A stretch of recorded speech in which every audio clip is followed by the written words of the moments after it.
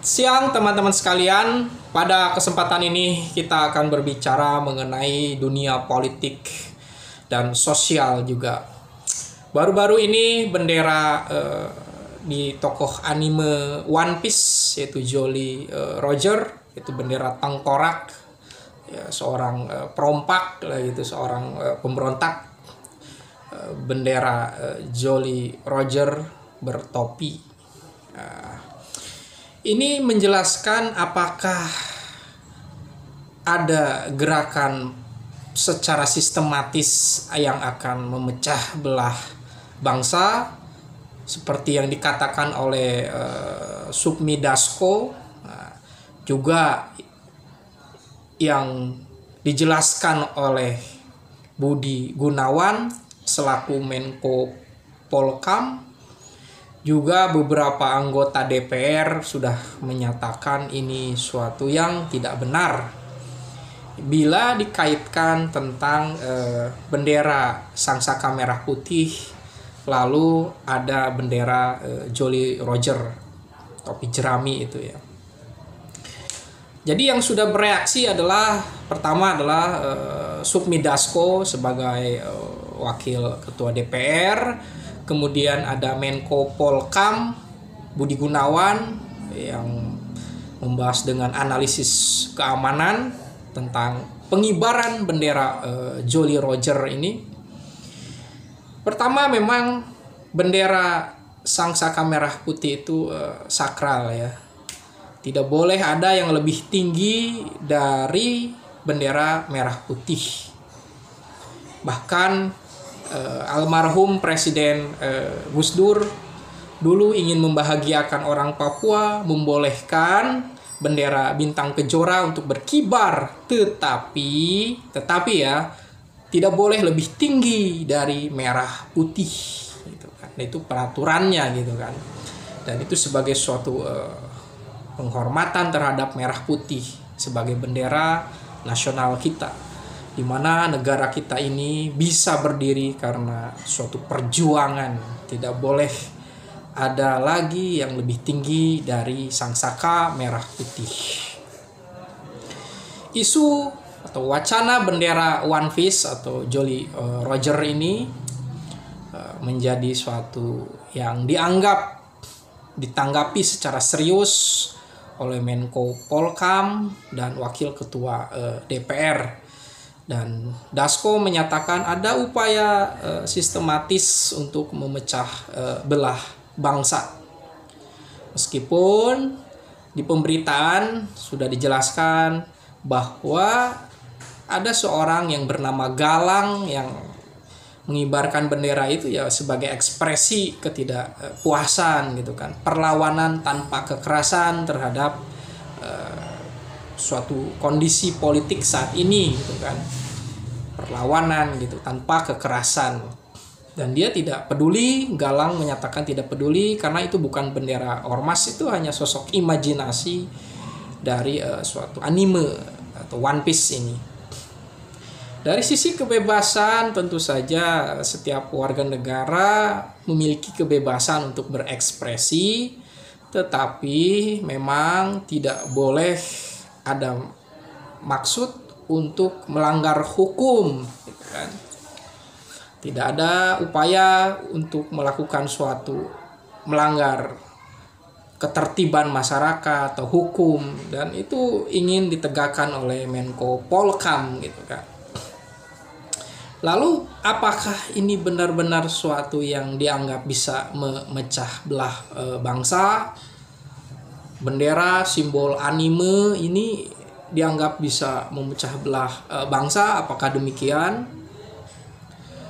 Pertama, ini tentu saja hanya sekedar bendera anime biasa dan dikibarkan di beberapa tempat sebagai upaya untuk membuat suatu opini tentang pemberontakan gitu kan.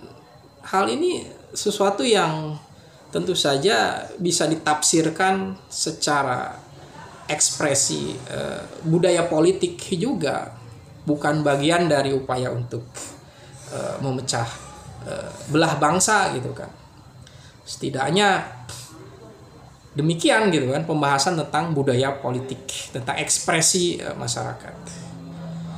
Tetapi memang jika ada analisis dari intelijen menyatakan bahwa ini adalah upaya untuk memecah belah bangsa dengan ada bukti-bukti, indikasi, ini tentu saja hal ini bisa diterima secara logika pengamanan gitu kan.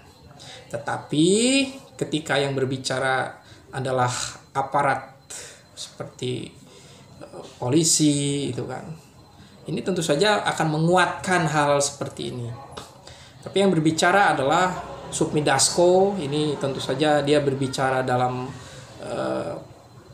paradigma politik. Kemudian Budi Gunawan sebagai Menko Polhukam yang dulunya juga seorang intelijen BIN gitu kan. Ini berarti ada politik dan intelijen gitu kan. Di dalam dunia politik kita harus berbicara bahwa politik itu by design, tidak ada sesuatu yang kebetulan, tidak ada sesuatu yang terjadi secara alamiah. Kekuasaan itu diproduksi, kemudian dipolakan, memproduksi kekuasaan, pengaturan, atau menurut Gramsci adalah suatu hegemoni, suatu biopolitik atau biopower menurut Michel Foucault gitu kan, lewat wacana gitu kan. Bahkan dulu Habib Rizik di Arab Saudi, rumahnya ketika Habib Rizik dalam masa pelarian ditempeli bendera Hizbullah gitu, bendera HTI gitu kan di Arab Saudi. Mohon maaf, bukan Hizbullah tapi bendera HTI waktu Habib Rizik kabur ke Saudi. Lalu rumah Habib Rizik diperiksa oleh polisi di Arab Saudi sana gitu, karena memang HTI di Arab Saudi itu dilarang gitu kan. Hal ini tentu saja memang bendera ada sisi sensitivitas secara politik gitu kan. Jadi apakah kita masih bisa percaya gitu bahwa pengibaran bendera politik Jolly Roger ini bukan tanpa desain? Atau tentu saja ada desainnya, ada suatu perencanaan secara sistematis. Lalu esensi dari bendera itu adalah misalnya katakanlah itu sebagai pemberontakan, itu sebagai suatu upaya kritis protes gitu kan. Nah, apakah penafsiran terhadap bendera Jolly Roger itu sebagai suatu tafsir tunggal saja, itu bahwa ada upaya sistematis pemberontakan, terus upaya untuk memecah belah bangsa, itu kan tafsir tunggal saja gitu kan. Ya, itu tafsir tunggal. Mungkin ada tafsir yang lain, itu bentuk suatu ekspresi seni gitu kan. Kalau berbicara mengenai penafsiran terhadap simbol gitu kan.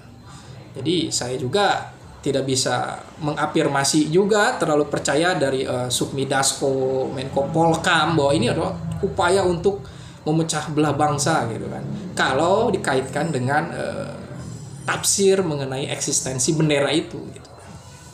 Tetapi memang apabila analisisnya menurut kedua orang ini dan Sukmi Dasko dan Budi Gunawan ini ada upaya untuk memecah belah bangsa, ya itu tugas kalian bagus untuk mencari indikasi hal seperti itu dan menjaga keutamaan, menjaga agar bangsa kita ini tetap punya harapan, tetap aman. Itu memang tugas Menko Polhukam gitu, tugas dari Budi Gunawan, pemerintah untuk menjaga hak asasi manusia, menjaga nalar publik gitu biar sehat, tidak terlalu shock gitu menerima adanya kasus politik ini gitu.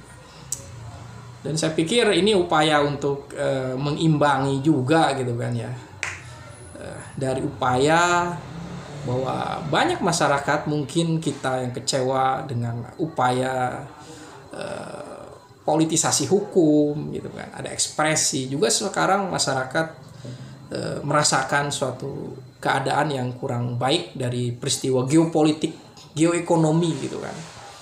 Jadi ekonomi saat ini memang tidak baik-baik saja, dan memang kita tidak boleh menyerah, masyarakat yang di bawah tidak boleh, ya kita harus tetap berusaha, dan pemerintah pun harus menjalankan tugasnya dengan baik, menjaga keamanan, harus memelihara nalar publik